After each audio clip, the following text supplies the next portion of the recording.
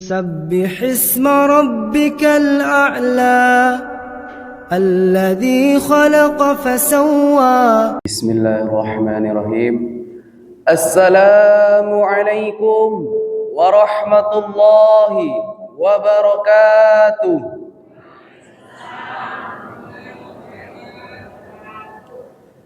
Alhamdulillah, alhamdulillahil qawiyil matin, al-malikil haqqil mubin, wassalatu wassalamu ala sayyidil mursalin, sadiqil wa'dil amin, wa ala alihi wa ashabihi rasulillahi ajma'in. Amma ba'du.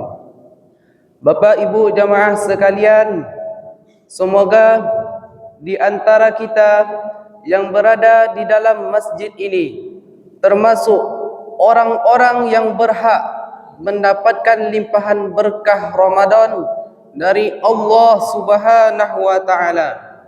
Karenanya pada kesempatan ini kami ingin menyampaikan tema, yaitu langkah-langkah meraih keberkahan di bulan Ramadan. Abu Hurairah radhiyallahu taala anhu menuturkan bahwa Rasulullah sallallahu alaihi wasallam menyampaikan kabar gembira kepada para sahabat. Sahabat seraya bersabda, "Qad ja'akum Ramadan syahrun mubarak." Sungguh telah datang bulan Ramadan, yaitu bulan yang penuh berkah. Bapak Ibu jamaah sekalian, apa itu berkah? Berkah adalah pertambahan dan pertumbuhan suatu nikmat dan anugerah yang mendatangkan kebahagiaan. Pertambahan dan pertumbuhan ini terkadang bersifat nampak dan kadang-kadang bersifat tidak nampak. Berkah itu adalah suatu yang tidak nampak, tetapi kita bisa merasakan efek dan pengaruhnya. Keberadaannya sangat sedikit, tetapi memiliki pengaruh yang sangat besar. Apa contohnya Bapak Ibu? Dari kita mengambil sepiring nasi, mungkin yang mengandung keberkahan hanya beberapa butir saja. Karenanya kita harus menghabiskan makanan tersebut dan jangan dibuang-buang. Karena kita tidak tahu pasti butiran nasi manakah yang mengandung keberkahan. Meskipun kecil, keberkahan itu mempengaruhi yang sangat luar biasa. Makanan yang mengandung berkah inilah yang membuat kita mampu melaksanakan berbagai-bagai ibadah. Sedangkan yang tidak ada berkah hanya membuat kita bermalas-malasan dalam melakukan hal kebaikan, bahkan mendorong kita untuk melakukan hal-hal yang sia-sia dan terlarang, karena sedikit keberadaannya dan besar pengaruhnya. Maka kita harus mencari keberkahan itu dengan sungguh-sungguh. Alhamdulillah, pada bulan Ramadan ini Allah melimpahkan berkah. Oleh karena itu, kita tidak boleh menyia-nyiakan kesempatan emas ini. Kita harus meraih keberkahan pada bulan Ramadan sebanyak-banyaknya untuk kebaikan hidup di dunia maupun kebaikan hidup di akhirat. Bapak Ibu jamaah sekalian, ada beberapa langkah yang harus kita tempuh agar kita mampu meraih keberkahan di bulan Ramadan. Di antaranya adalah sebagai berikut. Yang pertama, merealisasikan keberkahan pada bulan Rajab dan Sya'ban. Apa itu bulan Rajab? Bulan Rajab yang berarti berharga. Karenanya banyak keutamaan dan pahala yang dapat diperoleh untuk melakukan amal ibadah dan beramal soleh pada bulan Rajab ini. Seperti dengan memperbanyak amalan salat-salat sunnah dan membaca Al-Quran dan berpuasa. Apa itu bulan Sya'ban? Bulan Sya'ban yang di mana kita harus mempersiapkan diri untuk memasuki bulan Ramadan. Untuk meraih keberkahan di bulan Ramadan ini, kita harus mempersiapkan pada bulan-bulan sebelumnya. Karena optimalisasi di bulan Ramadan ini sangat tergantung dengan persiapan-persiapan pada bulan sebelumnya. Oleh karena itulah para ulama berdoa, Allahumma barik lana fi Rajab wa Sya'ban wa barikna Ramadan.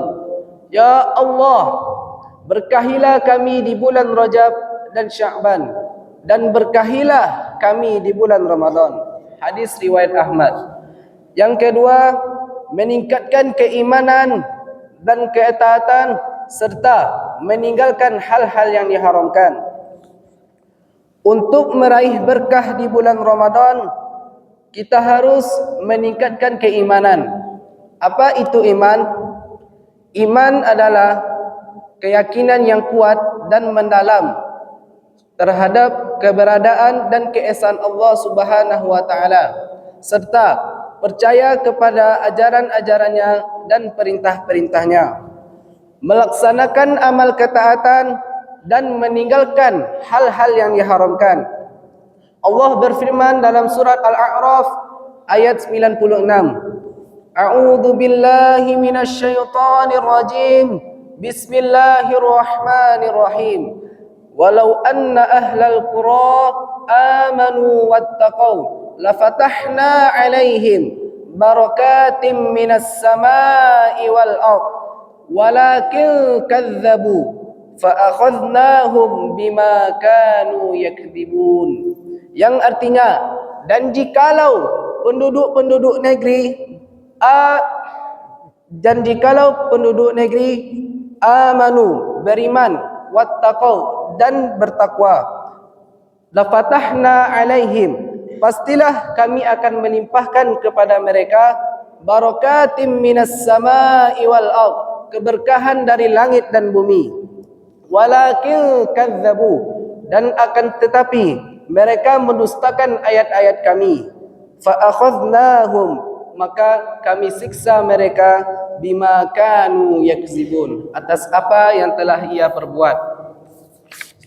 Ibnu Katsir berkata, yakni jika hati mereka mengimani para rasul, membenarkan dan mengikutinya, lalu bertakwa kepada Allah dengan melaksanakan amal ketaatan serta meninggalkan hal-hal yang diharamkan, maka Allah akan membuka pintu berkah dari langit dan bumi. Jadi untuk meraih keberkahan di bulan Ramadan ini, yaitu kita harus mengimani ajaran Nabi SAW tentang puasa dan mengikutinya, serta melaksanakan amal ketaatan dan meninggalkan hal-hal yang diharamkan. Yang ketiga, menjalankan adab-adab dan sunnah-sunnah di bulan Ramadan. Adab-adab dan sunnah dalam suatu ibadah berfungsi sebagai kewujudan dan hakikat ibadah tersebut.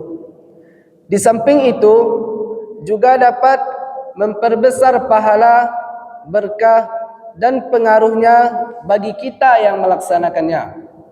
Begitu juga dengan adab-adab puasa, berfungsi untuk menjaga eksistensi dan esensi puasa serta merealisasikan pahala dan berkah secara maksimal bagi yang melakukannya.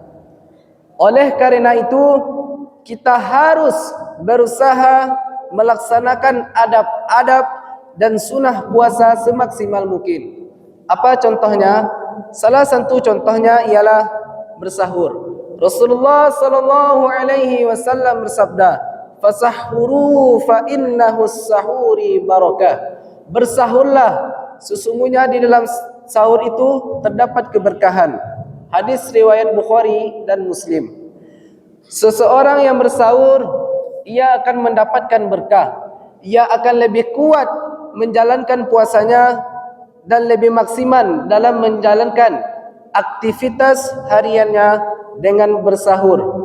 Kita bisa melakukan solat subuh berjamaah di awal waktu dan melakukan wirid, zikir, istighfar sebelum dan sesudah fajar. Yang keempat, berdoa memohon kepada Allah. Berkah datangnya dari Allah. Oleh karena itu, salah satu cara untuk merealisasikan ibadah dengan berdoa kepada Allah agar melimpahkan keberkahan kepada kita. Doa-doa yang diajarkan Islam sebagian besarnya berisi permohonan berkah kepada Allah. Seperti doa di dalam salat, ucapan salam menyambut kehadiran bayi, mendoakan kedua mempelai, dan doa menyantap hidangan. Semuanya berisi doa permohonan berkah kepada Allah. Hal ini menunjukkan bahawa doa adalah salah satu cara yang dipilih Rasulullah sallallahu alaihi wasallam untuk meraih berkah. Beliau juga mengajak kepada kita untuk meraih berkah dari Allah melalui doa-doa yang kita panjatkan. Bapak Ibu jemaah sekalian, yang kelima, menghidupkan syiar-syiar Ramadan secara berjamaah. Seperti dengan melakukan solat tarawih secara berjamaah, melakukan solat 5 waktu sehari semalam dengan berjamaah, melakukan tadarus Al-Quran dengan berjamaah, serta berbuka puasa secara berjamaah, dan yang lain-lainnya. Kebersamaan ini akan mendatangkan berkah dari Allah. Salah seseorang ulama mengatakan bahawa di setiap kebersamaan itu ada keberkahan, dan di setiap permusuhan itu ada perselisihan, dan di setiap permusuhan itu ada azab. Keberkahan melaksanakan syiar-syiar Ramadan secara berjamaah tercermin pada besarnya pahala yang kita dapatkan. Rasulullah sallallahu alaihi wasallam, salatul jamaah afdalu min salatil fardhi bi 27 darajah.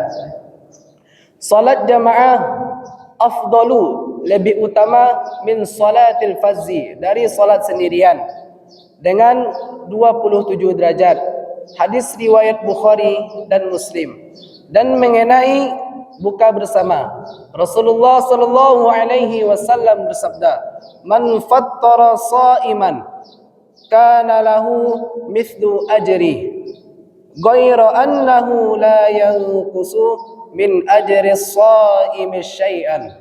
Yang berartinya, barang siapa memberi buka kepada orang yang berpuasa, maka baginya seperti pahala orang yang melakukan puasa, dan pahala orang yang berpuasa itu tidak berkurang sedikit pun. Hadis riwayat Tirmizi. Seseorang yang berpuasa yang lalu memberi buka kepada orang lain, berarti Allah mendapatkan pahala, berarti akan mendapatkan pahala dua orang yang berpuasa.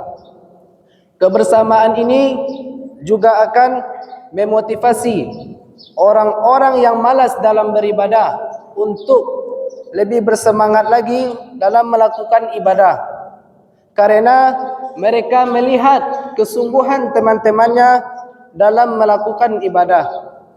Berkah kebersamaan ini juga tercermin pada keuntungan dan kemanfaatan secara psikologis, sosial, spiritual, dan moral kaum muslimin. Bapak Ibu jemaah sekalian, Oleh karena itu, kita harus dapat melakukan keberkahan itu dengan semaksimal mungkin agar kita dapat menjaga kualitas iman dan amaliyah. Sebagaimana dalam hadis riwayat Bukhari nomor 38, Muslim nomor 760, man shoma ramadhana imanan wa ihtisaban ghufira lahu ma taqaddama min dhanbi. Yang artinya, barang siapa yang melaksanakan puasa imanan, dengan iman, wa ihtisaban, dan mengharapkan pahala dari Allah, ghufira lahu, maka Allah akan mengampuni dosanya, ma taqaddama min dhanbi, yang telah berlalu. Sekian tausiah saya pada pagi hari ini. Jikalau ada kata-kata saya yang salah, mohon dimaafkan dan memohon ampunlah saya kepada Allah. Syukran ala ihtimamikum wa afwan min khataati. Fastabiqul khairat. Wassalamu alaikum warahmatullahi wabarakatuh.